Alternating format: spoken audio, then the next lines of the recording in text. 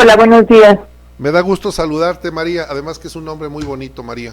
Este, que nos comentes, a ver, ¿qué datos tienen? Ustedes sí tienen datos, ¿verdad? Para empezar. Y son Sí, datos duros, fríos y contundentes.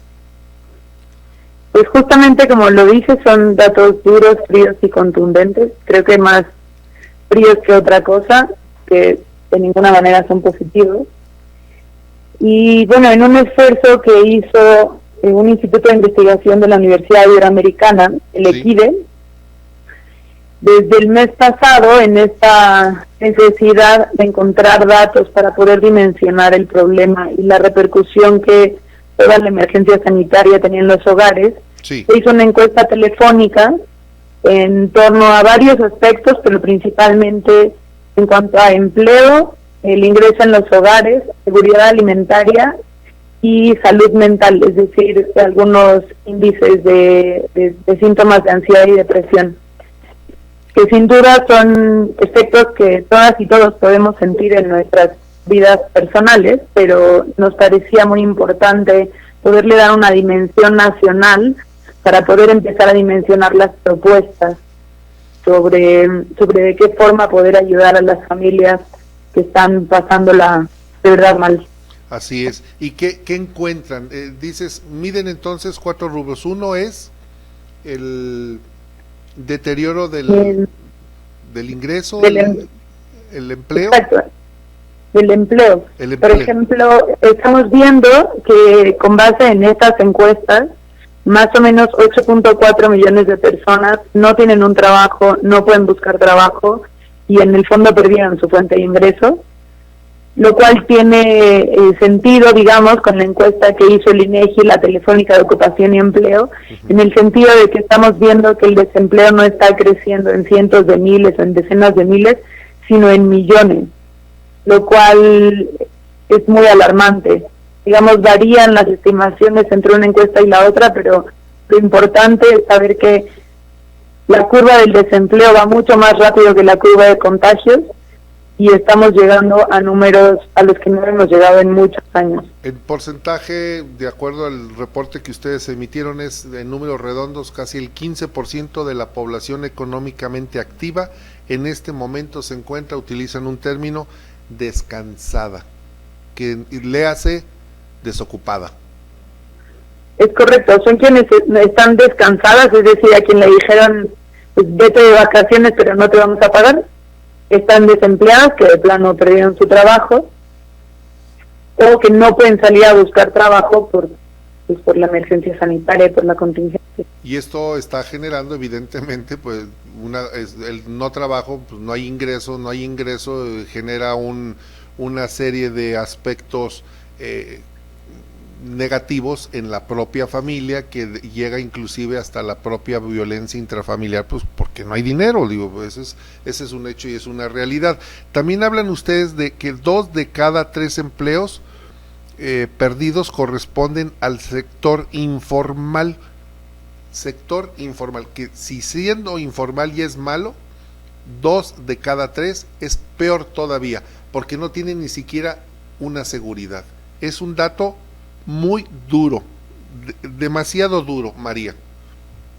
Claro, porque nos da, digamos, una cara de la informalidad que creemos que en el imaginario colectivo estaba que quien vive en la informalidad vive al margen de la ley, cuando en realidad quien vive en la informalidad encontró en la informalidad siendo un empleo mucho más precario porque no hay seguridad social, porque no hay un patrón a quien pedirle cuentas porque tenemos un contrato, en el que no hay seguridad de si mañana voy a tener ingresos.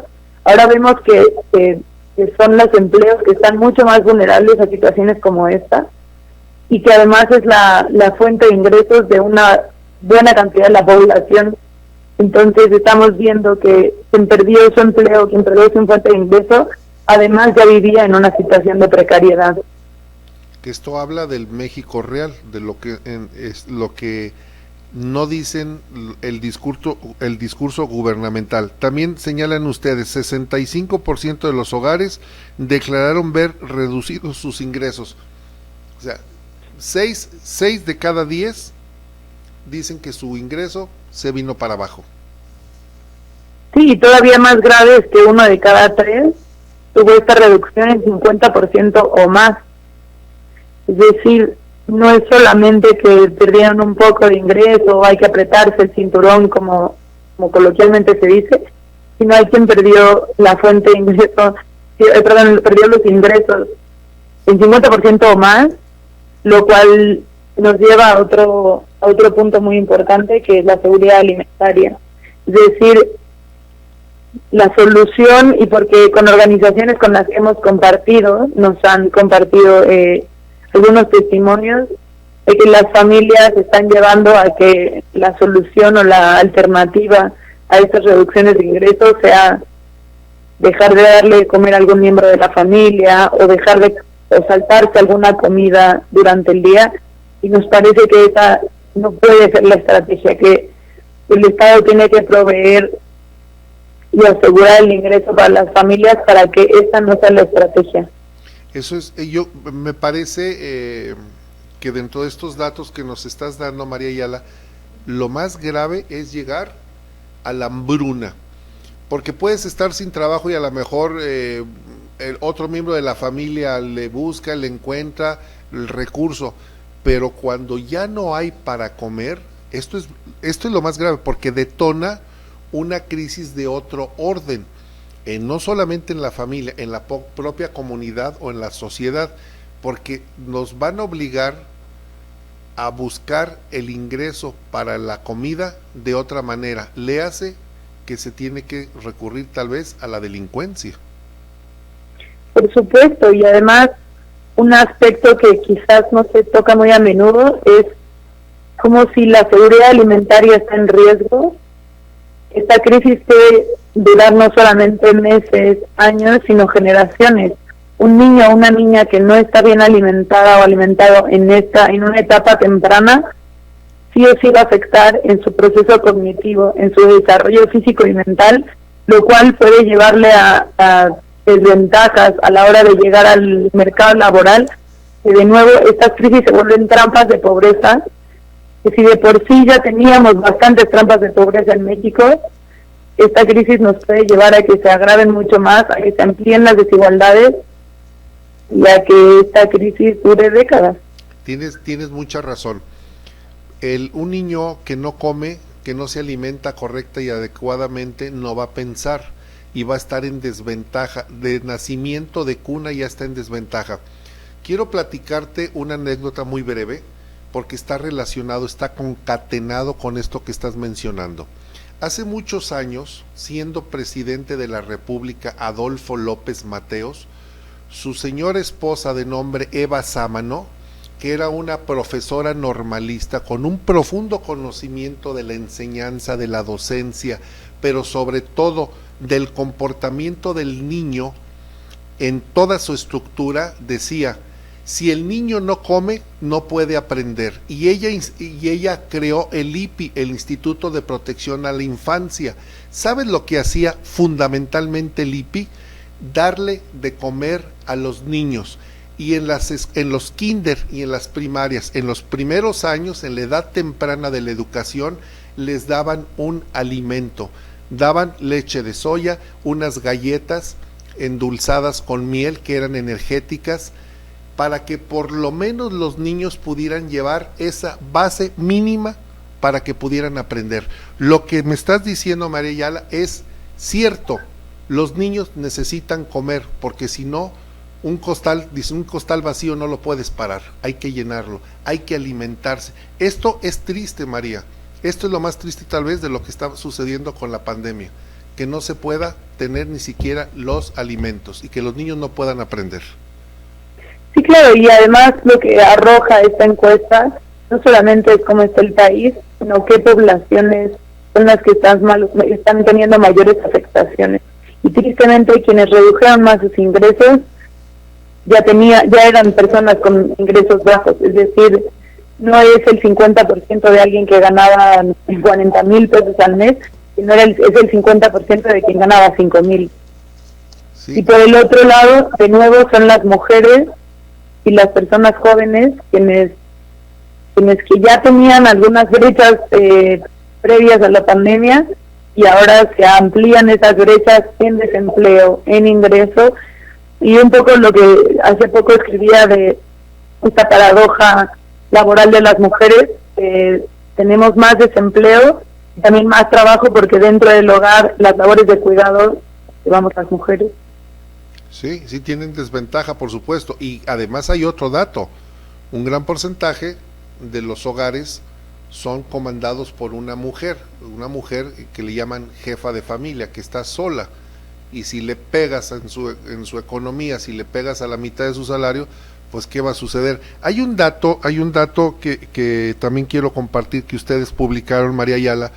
Dice 75%, estoy redondeando los números, 75% de los hogares reportaron no recibir programas sociales.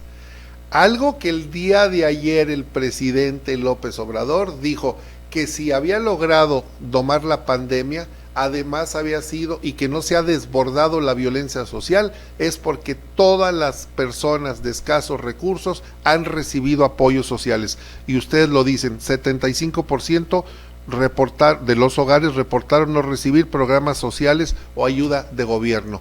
Esta es la contradicción o la falsedad de lo que está diciendo entonces el presidente López Obrador. Sí, lo preocupante es que los apoyos, digamos, no se ampliaron, salvo un par de programas que se vieron ampliados. En realidad, el tema de los adultos, de las y los adultos mayores, fue solamente que se les adelantó, pero no va a haber un incremento en ese apoyo. Y en el fondo es que si estamos viendo que el problema es de millones de personas, sí o sí se tiene que hacer una inversión de miles de millones de pesos para poder al menos solventar lo que nosotros estamos proponiendo, que es el ingreso vital. Y hay un montón de ejemplos y ejercicios que se han hecho de cómo sí es posible.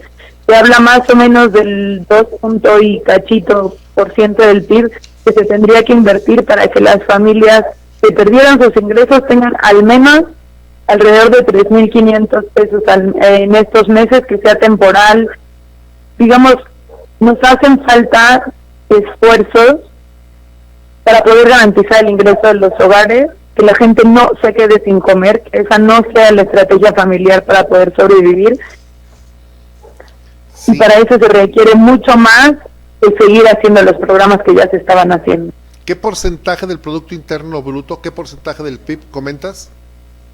Tendría que destinarse. Es 2 puntos y cachito, digamos, redondeamos entre el 2 y el 3% del PIB, es el que se tendría que destinar para que pudiera alcanzar para el ingreso vital. Para un salario temporal para salir adelante.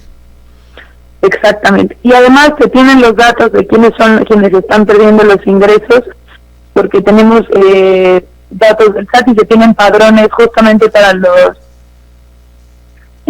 programas sociales. Entonces, esto tendría que ser un esfuerzo muy dirigido a las personas que de verdad lo necesitan. Tendría que ser temporal y digamos que no es para siempre, pero y más allá de si es posible o no, creemos que es muy necesario y que pues al final es el trabajo del Estado proveer un piso mínimo para todas las familias. Exacto, un piso mínimo, es lo menos que se puede establecer. Esta encuesta corresponde al mes de mayo. ¿Van a realizar otra análisis de esta encuesta de seguimiento? ¿La van a volver a publicar para junio? A finales el próximo mes, que sería julio, ¿publicarían la de junio o se queda hasta mayo? Sí, en la página del Equidad de hecho están los resultados de abril, ya están los resultados de mayo y ahorita se está levantando la de junio. Correcto, muy bien. Y nosotros vamos a pedirle a nuestra productora Mari Martínez que esta encuesta que ustedes tienen, vinculemos la página de ustedes a nuestra página para que quienes nos están viendo, nos están escuchando, puedan acceder a estos datos porque resultan de mucha valía. Quiero agradecerte mucho, María Ayala, que nos hayas tomado la llamada, que nos hayas platicado y si estás de acuerdo, que luego platiquemos la siguiente encuesta, ¿te parece? Por supuesto que sí, muchas gracias por el espacio. Al contrario, un abrazo a María Ayala.